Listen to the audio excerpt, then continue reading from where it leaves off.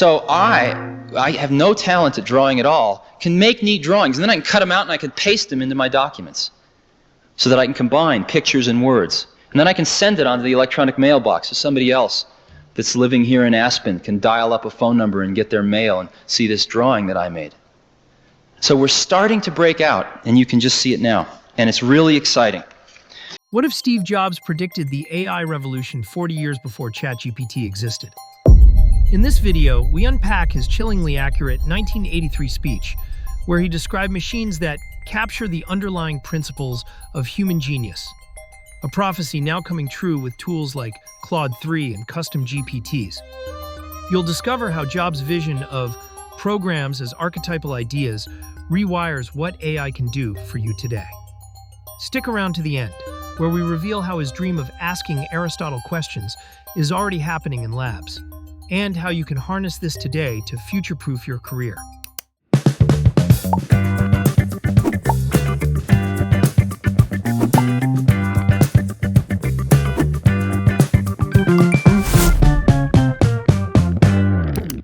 "40 years ago, Steve Jobs gave a speech about a future where computers would become a new medium to capture human wisdom.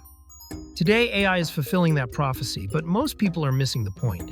Let's decode his 1983 insights and turn them into your unfair advantage of today." Jobs saw PCs as tools to combine speech and creativity, words plus images, and democratize communication. So where we are is that the personal computer is a new medium, and that society and computers are really meeting for the first time in the 80s. In 15 years, it's going to be all over in terms of this first phase, getting these tools out into society in large numbers. But during the next 15 years, if we have an opportunity to do it great or to do it so-so.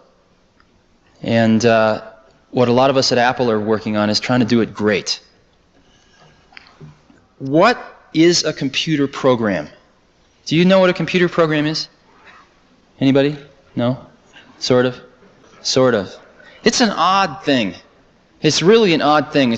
You can't, you've never seen an electron, but computer programs have no physical manifestation at all. They're simply ideas expressed on paper. Today, AI is the ultimate medium. It merges text, images, code, and voice into a frictionless interface. Example: generating a presentation with ChatGPT plus Midjourney in seconds. The bottleneck is no longer tools, it's imagination. Jobs' electronic mailbox is today's ChatGPT plugin. Instant global collaboration, zero code. In 1983, you needed technical skills to create. Today, AI turns prompts into products. The winners? Those who ask better questions. Use AI to prototype ideas instantly. Stuck? Ask, what would a 10x better version of this look like? Tools: ChatGPT or Grok, Midjourney, and Canva. Jobs said software captures principles, not just outcomes. Example, a video game's physics engine. Computer programs are archetypal. What do I mean by that? Let's compare computer programming to television programming. Again, if you go back and you look at the tapes of the JFK funeral in 1963, I guess, you'll start to cry. You will feel a lot of the same feelings you felt when you were watching that 20 years ago. Why? Because through the art of television programming, we are very good at capturing a set of experiences, two experiences, 20 experiences, and being able to recreate them. We're very good at that. It takes a lot of money, and it's somewhat limited, but we can do a pretty good job of that. You can really feel the excitement of Neil Armstrong landing on the moon. Computer programming does something a little different. What computer programming does is it captures the underlying principles of an experience. Not the experience itself, but the underlying principles of the experience. And those principles can enable thousands of different experiences that all follow those laws, if you will. And the perfect example is the video game. What does the video game do? It follows the laws of gravity, of angular momentum, and it sets up this stupid little Pong game. But the ball always follows these laws. No two Pong games are ever the same. And yet every single Pong game follows these underlying principles. Today, large language models, LLMs, like GPT-4, DeepSeek, or Claude are archetypal minds. They learn universal patterns from data, not just memorizing answers. AI isn't a calculator. It's a theory of how humans think. See it like this. ChatGPT doesn't know facts. It models how we connect ideas. There's a neat program called Hammurabi. And Hammurabi, there's 7-year-old kids playing this. And it's a game, and it comes up on the screen, he goes, and you're King Hammurabi. He goes, oh, King Hammurabi. And you get to be King Hammurabi of the ancient kingdom of Sumeria for 10 years. He comes, oh, King Hammurabi, this is year 1. You have 1,000 bushels of wheat in storage, you have 100 people, and you have 100 acres of land. Land is trading at 24 bushels an acre. Would you like to sell any land? No. Would you like to buy any land? No. How much would you like to plant, or feed? How much would you like to plant? And it turns out that if you don't plant enough, some of your people will starve the next year. And if you plant a lot, then people will come from the surrounding villages because you got a hot village to live in and you feed them well. It's crude, but basically there are these 7-year-old kids playing with this macroeconomic model. And you can argue about the content of the model, but one thing you can't argue about, they will sit there for hours and play that and learn. And we've got to get our models better and better and more sophisticated, but that is an interactive way of learning that none of us ever had when we were growing up. And again, thousands of individual experiences, but all based on that one set of underlying principles. Jobs' Hammurabi game equals AI simulations today. Want to learn business? Simulate scenarios with Auto GPT instead of reading textbooks. Train AI on your niche. Feed it industry reports, your writing, or customer data to create a personalized brain. Tools. Custom GPTs, Claude 2, po.com. Jobs dreamed of machines preserving genius, he judges Aristotle, so we could ask them questions. When I was going to school, I had a few great teachers and a lot of mediocre teachers. And the thing that probably kept me out of jail was books, because I could go read what Aristotle wrote or what Plato wrote, and I didn't have to have an intermediary in the way. And a book was a phenomenal thing. It got right from the source to the destination without anything in the middle.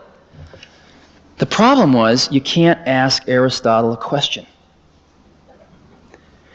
And I think as we look towards the next 50 to 100 years, if we really can come up with these machines that can capture an underlying spirit or an underlying set of principles or an underlying way of looking at the world, then when the next Aristotle comes around, maybe if he carries around one of these machines with him his whole life, his or her whole life, and types in all this stuff, then maybe someday after the person's dead and gone, we can ask this machine, hey, what would Aristotle have said? What about this? And maybe we won't get the right answer, but maybe we will. And that's really exciting to me. And that's one of the reasons I'm doing what I'm doing. Today, LLMs plus RAG, retrieval-augmented generation, let us query Einstein's papers, Steve Jobs' speeches, or Warren Buffett's letters in real time. AI is a time machine for wisdom. Imagine wanting Jobs' advice on startups? Train a model on his biographies plus his speeches and see the magic happening. Books to search engines to AI oracles. We've gone from static knowledge to interactive mentors. Build your second brain. Use AI to archive your learnings, strategies, and mistakes. Tools, mem.ai, Notion AI, personal AI clones.